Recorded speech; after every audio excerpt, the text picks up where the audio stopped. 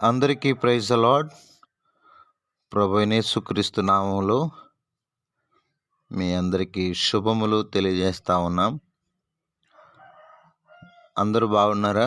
ప్రియ దేవుని బిడ్డలారా, మీ ప్రతి అవసరత ప్రభువు తీర్చునుగాక. ఆయన మహిమైశ్వర్యములో ప్రతి అవసరత ప్రభువే తీర్చునుగాక. ప్రియమైన దేవుని వారలారా, రండి నేటి హెబ్రోను క్యాలెండర్ వాక్యాన్ని ధ్యానం చేసుకుందాం. యెషయా గ్రంథం 54వ అధ్యాయము 12వ వచనాన్ని నేను చదువుతున్నాను. కింది భాగం: ప్రశస్తమైన రత్నములతో నీకు సరిహద్దులు ఏర్పరచుదును. ప్రశస్తమైన రత్నములతో నీకు సరిహద్దులు ఏర్పరచుదును. అంటే దేవుడు తన సంఘాన్ని తాను కడతాడు. తన బిడ్డలను చక్కగా అద్భుతమైన రీతిలో తన వాత్సల్యము చేత, తన ప్రేమ చేత, ప్రసవ వేదన అంటే దుఃఖముతో ఎన్నో పరిస్థితుల్లో ఉన్నటువంటి వారిని దేవుడు తిరిగి వారి మీద ఉన్న నిందలు తొలగించి వారికి విమోచకుడిగా, వారిని ఆదరించేవాడిగా ఉన్నాడు. తృణీకరించబడినటువంటి యవ్వనపు భార్యను పురుషుడు రప్పించినట్లు యెహోవా నిన్ను పిలుచున్నాడని బైబిల్ చెప్తుంది. అంటే దేవుడు ప్రేమిస్తున్నాడు అన్న విషయం మనకు అర్థమవుతుంది. యెహోవా నిన్ను పిలుచుచున్నాడు. దేవుడు ఎంత నమ్మదగిన వాడు. కాబట్టి ఇప్పుడు దేవుడు ప్రశస్తమైన రత్నములతో మనకు సరిహద్దులు, ఆయన పునాది వేయడమే కాదు, మంచి కట్టడమే కాదు, నీలముతో పునాది, మాణిక్యములతో కోట కొమ్మలను, సూర్యకాంతములతో గుమ్మములను దేవుడు కట్టుతాడని చెప్తున్నాడు. ప్రశస్తమైన రత్నములతో అంటే మంచి స్టోన్స్ అన్నమాట. అర్థమైంది? ఆ రత్నములతో దేవుడు సరిహద్దులను ఏర్పరుస్తాడు.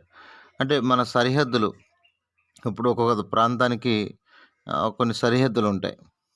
అంటే ఇంతవరకు మాది అని. కాబట్టి మన సరిహద్దు ఎంతవరకు అయితే ఉందో ఆ సరిహద్దుల్లో దేవుడు తన ప్రశస్తమైన రత్నములతో ఏర్పరుస్తాడట. అంటే నేను బైబిల్లోంచి ఒక మాట చెప్తాను. సరిహద్దుల్లో ఇప్పుడు చూడండి, భారతదేశానికి సరిహద్దులు ఉంటాయి. అక్కడ ఏముండాలి సరిహద్దుల్లో? భారతదేశానికి పాకిస్తాన్కి మధ్య సరిహద్దులు. ఈ సరిహద్దుల్లో ఏముండాలంటే 147వ కీర్తన నేను ఒకసారి చదువుతాను చూడండి. 147వ కీర్తన 147వ కీర్తనలో మనము ఇక్కడ నేను చదువుతున్నాను చూడండి. 147వ కీర్తన చదువుతున్నాను. దేవుడు తన అద్భుతమైనటువంటి విధానంలో మన సరిహద్దుల్లో 14వ చరణం 13 నుంచి చదువుదాం. ఆయన నీ గుమ్మములను గడియలను బలపరిచి ఉన్నాడు, నీ మధ్య నీ పిల్లలను ఆస్వాదించి ఉన్నాడు, నీ సరిహద్దుల్లో సమాధానం కలుగజేవాడు ఆయనే. సరిహద్దుల్లో సమాధానం ఉండాలి. అర్థమైందా? నెమ్మది. అందుకే నీ ప్రాకారంలో నెమ్మది కలుగును గాక అని ఉంటుంది. అంటే నెమ్మది, సమాధానం అనేది చాలా ముఖ్యమైన మాట. ఈ భూమి మీద ఎవరైనా కావచ్చు, ఏ స్థితిలో ఉన్నవారైనా కావచ్చు, ప్రియమైన వాళ్ళరా, మన సరిహద్దుల్లో దేవుడిచ్చే సమాధానం లేకపోతే ఎంత దౌర్భాగ్యమైన స్థితిలోనికి వెళ్తామో చెప్పలేం. అర్థమైందా? అవును. అందుకే ఎబ్బేజు అనే వ్యక్తి జీవితంలో జరిగిన ఒక విషయాన్ని మీకు నేను చెప్పడానికి ప్రయత్నం చేస్తాను. రండి, దినవృత్తాంతములు మొదటి గ్రంథము 4వ అధ్యాయం. ఎబ్బేజు జీవితంలో జరిగిన ఒక సందర్భాన్ని మీకు నేను చెప్పడానికి ఇష్టపడుతూ ఉన్నాను. ప్రియమైన వారలారా, ఈ సందర్భంలో తప్పకుండా ఈ విషయాన్ని మనము అర్థం చేసుకోవడానికి ప్రయత్నం చేయాలి. రండి, దినవృత్తాంతములు మొదటి గ్రంథము 4వ అధ్యాయం 10వ వచనాన్ని చదువుతున్నాను. ఎబ్బేజు ఇశ్రాయేలీయుల దేవుని గూర్చి మొరపెట్టి, నీవు నన్ను నిశ్చయముగా ఆశీర్వదించి నా సరిహద్దులను విశాలపరిచి నీ చేయి నాకు తోడుగా ఉండ దయచేసి నాకు కీడు రాకుండా దాని నుండి నన్ను తప్పించమని ప్రార్థింపగా దేవుడు అతని మనవి చేసిన దాన్ని అతనికి దయచేసెను. దేవుడే మన సరిహద్దులను విశాలపరిచేవాడు. అర్థమైందా? అద్భుతమైన రీతిలో. అంటే ఎబ్బేజు అంటే వేదన అని అర్థం. ఎంతో వేదనతో ఉన్నాడు. ఆ వేదనను దేవుడు కాస్త ఆశీర్వాదకరంగా ఈరోజు ఎవరు ఈ మాటలు వింటున్నారో, ఏ వేదనతో అయితే ఉన్నారో వారి జీవితాలను ప్రభు కనికరించునుగాక, దీవించునుగాక. కాబట్టి నువ్వు దేవునికి మొరపెడుతూ ఉన్నావు, ప్రభువా నిశ్చయముగా నా సరిహద్దులను విశాలపరచు. దేవుడు విశాలపరిచేవాడు, విశాలమైన ఆశీర్వాదంతో ప్రభు నింపేవాడు. దేవుని బిడ్డలారా, ఈరోజు సరిహద్దులో సమాధానం లేదు. కాబట్టి ఎబ్బేజు జీవితంలో తనకున్న వేదనంతా దేవుడు తొలగించి తనకు ఆశీర్వాదాన్ని, ఆ, ఆ, తన సరిహద్దులను విశాలపరిచి కీడు రాకుండా దేవుడు తనను తప్పించాడండి. ఈరోజు ఎబ్బేజు వలె ప్రార్థించడానికి ముందుకొస్తున్నావా? దేవుడు నీ సరిహద్దులను కూడా ప్రశస్తమైన రత్నములతో నీ సరిహద్దులను దేవుడు ఏర్పాటు చేస్తాడు.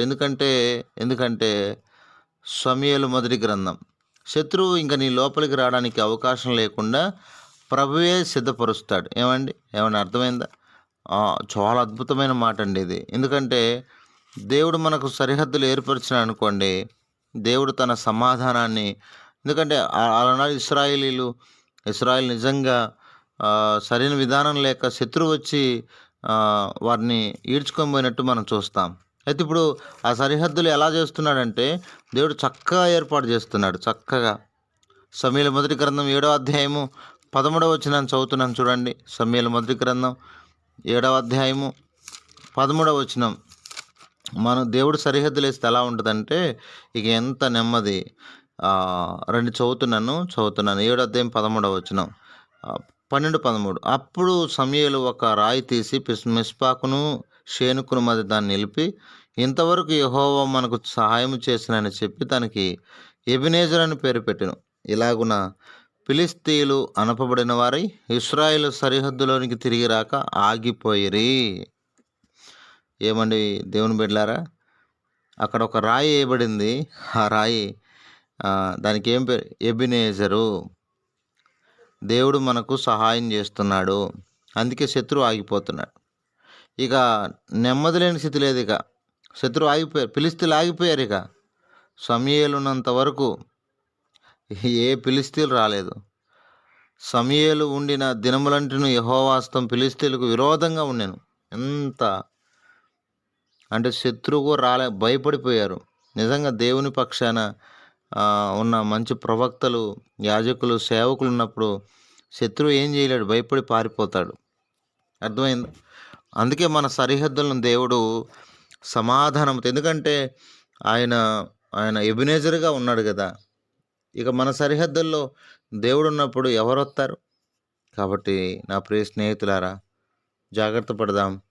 దేవుడు ప్రశస్తమైన రత్నములతో మన సరిహద్దులను ఏర్పరిచి నెమ్మదిని, శాంతిని, సమాధానాన్ని, సహాయాన్ని దేవుడు పంపునట్లుగా ప్రభు మనకు సహాయం చేయనుగాక. ప్రార్థన చేస్తాం. పరిశుద్ధమైన తండ్రి, కృపగలిగిన దేవ, స్తోత్రాలు. ఈ భూమి మీద మేము వెళ్తున్న ప్రతి పరిస్థితుల్లో మాకు తోడుగున్నందుకై స్తుతిస్తూ, మా సరిహద్దులో సమాధానాన్ని మీరు దయచేయండి నాయన.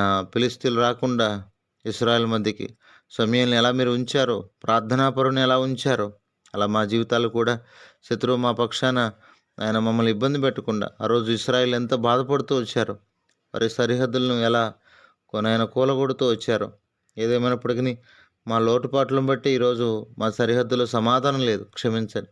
మా ప్రియులందరినీ జ్ఞాపకం చేసుకుని ఆదరించమని, మా ప్రియుల కుటుంబాన్ని దీవించమని యేసు పరిశుద్ధ నామంలో ప్రార్థన చేసి అడిగి వేడుకొనుచున్నాము తండ్రి. ఆమేన్.